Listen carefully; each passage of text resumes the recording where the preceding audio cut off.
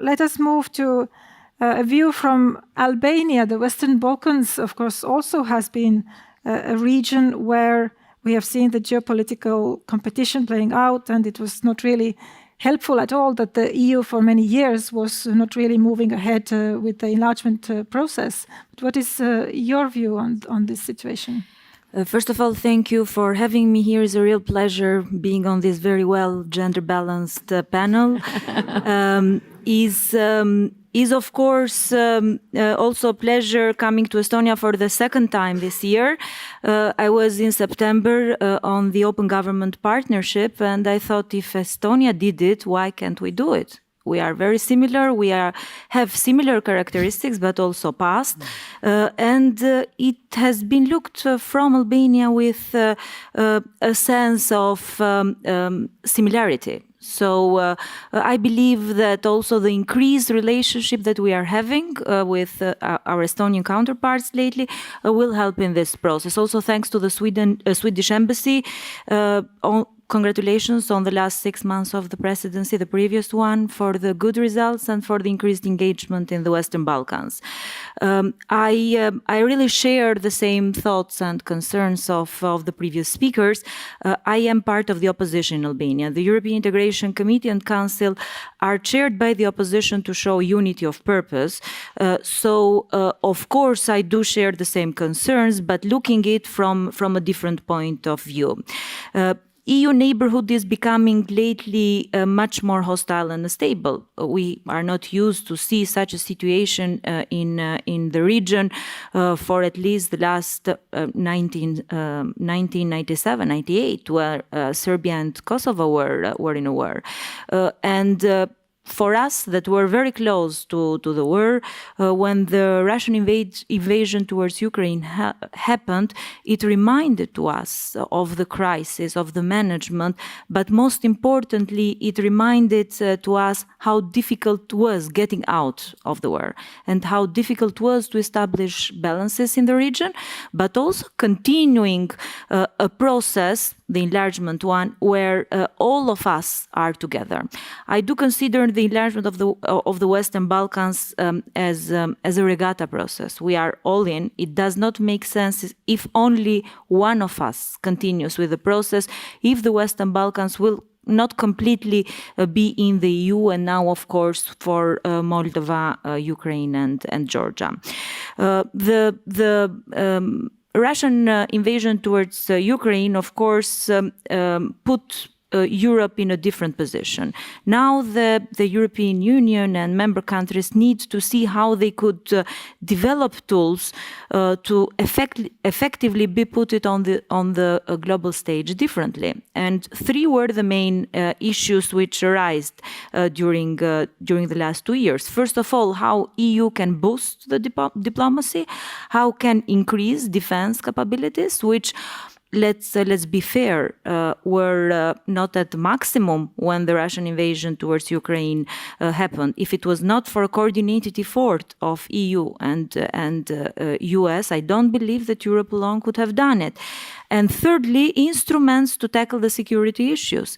And now enlargement is becoming a security issue, as migration is becoming a security issue, as energy was a security issue during the last 2 years. Albania was lucky, when I say lucky relatively, because we were not depending on gas. We were not depending on Russian supply of energy.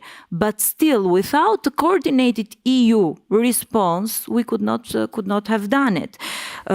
Now, in the last year, we have seen more progress in the region that we have seen in the last 10 years put together. Albania, when I heard my colleague from Moldova here speaking about criteria, Albania started with 3 criteria in 2013. Then they became 5, then 7, then 9, 15, and we are still fulfilling those 15 criteria, while a decision to start accession negotiations was taken 2 years ago. When I started this job, it was 14 years ago, as a Deputy Minister of European Integration, Albania was about to open accession negotiations. Now Albania is still about to open accession negotiations. So while we work for the Western Balkan countries to make them ready for enlargement, of course it was needed also for member countries, EU institutions, to make them ready for enlargement. To work with them because for them to work to come out with instruments that improve and facilitate this process. I guess that everyone in the room would have read the Aspen Institute paper on how we can reform EU and decision making for enlargement in terms of from a unified vote to a qualified majority. So bilateral disputes between countries cannot interfere or stop this process was a very welcomed development, at least seen from the Albanian perspective. Going to the alignment of policy, we all in the region, except one country, have aligned EU and foreign policy with the European policy. There is only one country still left, though, which is Serbia. Still, none of my colleagues is not here. I don't want to make any comments on that. But EU should be ready to also have sanctions towards countries who do not align the policy. Because if enlargement is becoming a security issue, if the Russian invasion towards Ukraine showed us how fragile the balances in the region are, then we all as a region should be prepared to act as a group of countries in this process. Let's be fair, the EU response during the last 2 years has had also limitations. First of all, the phasing out of Russian energy imports, which was difficult for a lot of countries. But I believe that now European member countries are at a stage where dependency from Russian imports has been phased out.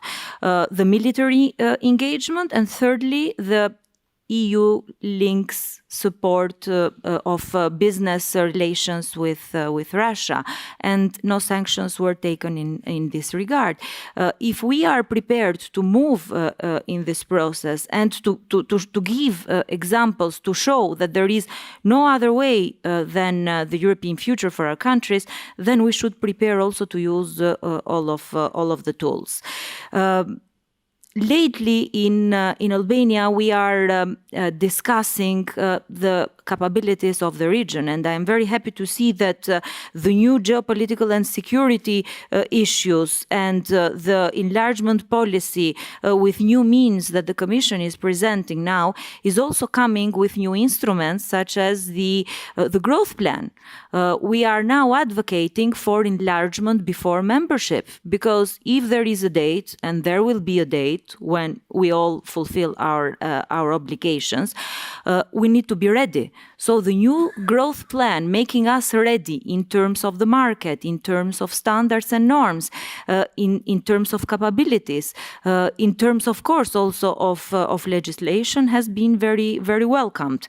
The approximation of legislation in Albania with EU legislation is at a very high rate. It has been around 70%, in some chapters is 100%, but still the problem that we have is that a lot of this legislation is still on paper. We need to see how we can be good at implementing it.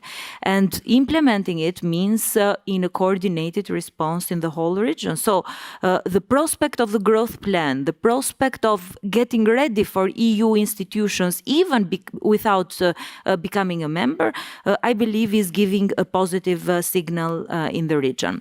Albania has been one of the countries that has had very high EU support. 97%, it dropped to 94%, 91%. I don't believe it can go below 91%. But the problem we have now is with the demotivation of the public administration, with the demotivation of the negotiation teams, which, when I remember myself 14 years ago, I had the same enthusiasm of people who worked for 1 year. We took the questionnaire, and no complaints towards Ukraine in this regard, because we'll speak later on competition in the region. But we took the questionnaire and we worked for 9 months. So the whole public administration of Albania, 12, 13 years ago. Ukraine did it for less than 2 weeks, I guess, in the middle of the war. So if the Commission wants to give a signal, they can give it. So let's give this positive signal to the region. Let's continue with enlargement of the region as the only signal of political will. There was an enlargement in 2007 of countries taken for political reasons. And this should be also a political reason, a political decision, which all member countries, taking aside political disputes, should continue to have. Keeping the status quo is not an option anymore. We have been keeping the status quo in the region for very long. We have been keeping the status quo for 10 years in Albania, and it has not helped. Now, in the process of screening, I, together with some colleagues in the parliament and EU ambassadors in the country, are going to also do some communication on the process. Do you know what the most frequent question we get is? When we'll be ready to leave Albania and go into European universities, work in European countries without procedures. So we need to use this process as a motivator for change, to also stop the migration wave, but also to give a signal that things could be built better at home instead of leaving the country. Thank you. Thank you. I heard both frustration, but also dedication and some hope in your remarks. Now we come back to the Estonian perspective.